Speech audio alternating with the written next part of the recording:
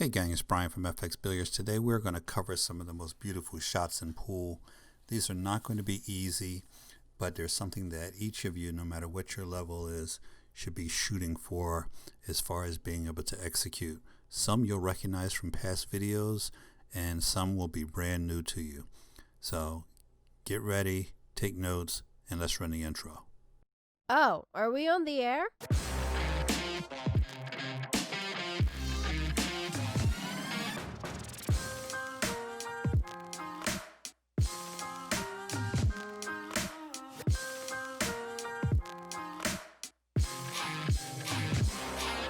One of our most popular recent videos was on the force follow shot, where I taught you step by step how to properly execute this shot. If you haven't seen that video, you should check it out. But this is a shot that I didn't display, or at least didn't go step by step into during that video, and I want to cover it with you guys because not only is it a beautiful shot, but it is a functional shot as well. The situation is we're playing 8-ball and we've got our object ball basically in the pocket and the 8-ball on the rail, but being blocked by our opponent's balls. This shot doesn't require any special English. All it requires is a very good force follow stroke. And again, you should reference that video if you haven't already learned this shot. But because of the angle that we have on our object ball and because we're so close to the rail, you're able to execute this shot with excessive top spin, causing the cue ball to return to the rail and giving you position on this 8-ball. Now let's look at a couple other situations where we're going to be shooting the exact same technique but in different scenarios. With this situation, we're playing 9-ball, and if you notice, the 5, 6, and 7 are clustered at the other end of the table. So we have an opportunity here with a force follow to win the game by shooting the 4-ball in the side pocket. We have a slight angle on the 4, but because we put an excellent top spin on this cue ball, we can avoid the 8-ball, come around it, and play the 9. This exact same shot can be used in 8-ball if you have an opponent who's blocking a pocket that you're going to need to get into. So keep this in mind, not just for 9-ball, but it is useful in 8-ball as well, because you can avoid some situations, you can create some bad situations for your opponent, you can break up clusters. There's just so many different opportunities that you have with this shot. Now let's look at one more and probably the easiest force follow shot out of the bunch. In this situation, we're playing 9-ball again. We have balls clustered up that are going to prevent us from running out, so we try to get an early 9. And what we're going to do is literally shoot through this cluster. The way to make this shot is to shoot it as if the 5 and 8-ball cluster don't even exist. If you have a straight line to the 9-ball and you shoot it with a good follow-through stroke, then you're going to get the cue ball spinning rapidly, and as those other 2 balls move out of your way, the cue ball will literally split the 2 balls and continue in that straight line.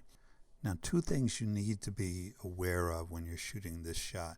Not only do you have to have a good follow stroke and get good rotation on the cue ball, but you have 2 more obstacles you need to deal with. One, you're sending that cue ball directly towards the pocket, and as a result, with all the top spin on it, you could easily follow that 9-ball into the pocket. I tend to take this shot where I'm aiming just off the center as if I was shooting it in the pocket without those other 2 balls there. I wouldn't shoot it directly in. I would shoot at a corner, an edge of that 9-ball, so that I don't follow it directly into the pocket. The same thing should be done here. And the other thing that you need to keep in mind, and the most difficult part, is you have to know the direction of those 2 balls that you're going to be splitting so that they don't collide with your cue ball while it's on its way to your object ball. For the following shots, we're going to be using low left-hand English. You're going to need a very good draw stroke to execute this shot. Those of you familiar with the channel know this to be one of my favorite shots in pool. What we're doing is we're playing 9-ball in this situation. I'm also going to show you an 8-ball scenario. But because we're on the wrong side of the 5-ball, we're going to draw the cue ball back to the short rail, then off the long rail, all with running English to get down table on our next ball, which in this situation is the 6-ball. So I want you to watch the follow through on this shot, because if you don't follow through with a strong stroke on this, it's going to be almost impossible to execute this shot. You have to have good follow through.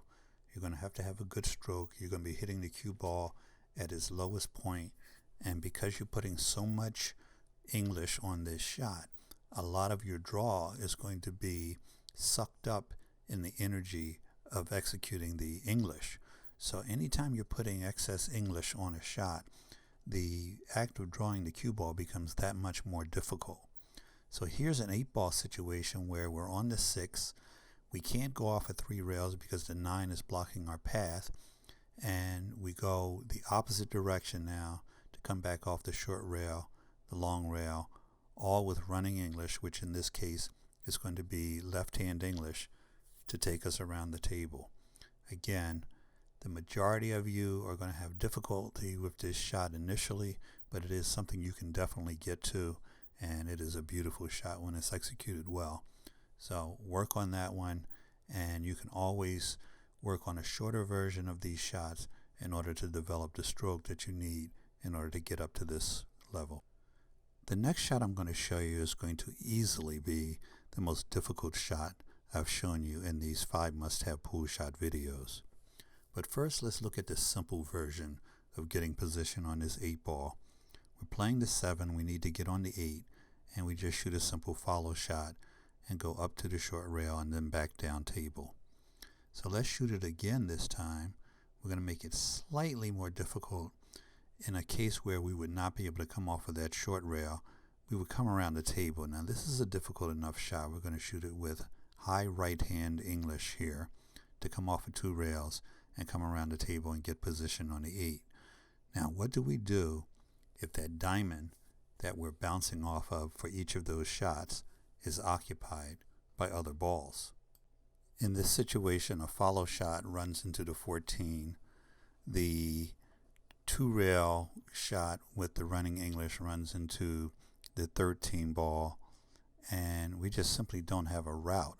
So we're going to shoot what is, as I said, one of the most difficult shots that I've ever shown you guys, and we're going to come off of the long rail after shooting this shot with low right hand English, spinning off the rail and coming back down table to get position on that 8-ball. Let's discuss some of the reasons this is a very difficult shot. Number one, you're going down table 5 or 6 diamonds, so the cut shot alone is a problem.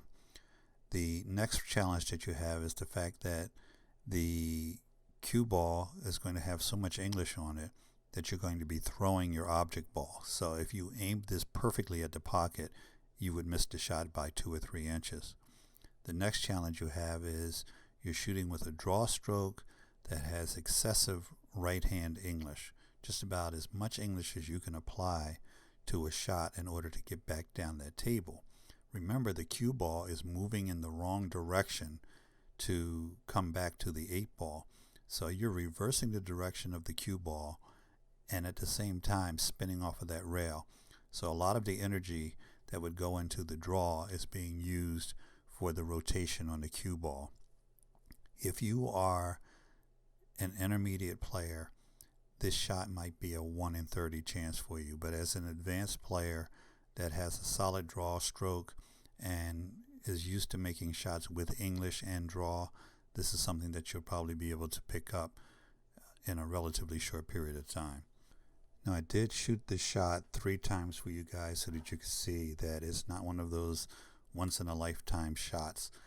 If you are an advanced player or a high intermediate player, you will be able to make this shot.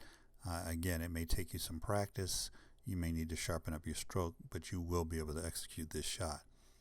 The next thing you should know about this shot is if you cannot execute the shot because you don't have enough draw and enough English in your stroke, practice by moving the cue ball a lot closer to the object ball. Just stay along that same line, but move the cue ball closer, and then slowly work your way back to the opposite end of the table. So I hope you guys enjoyed the video. Make sure you hit me up in the comments. Make sure you subscribe if you haven't already done so, and have a great day.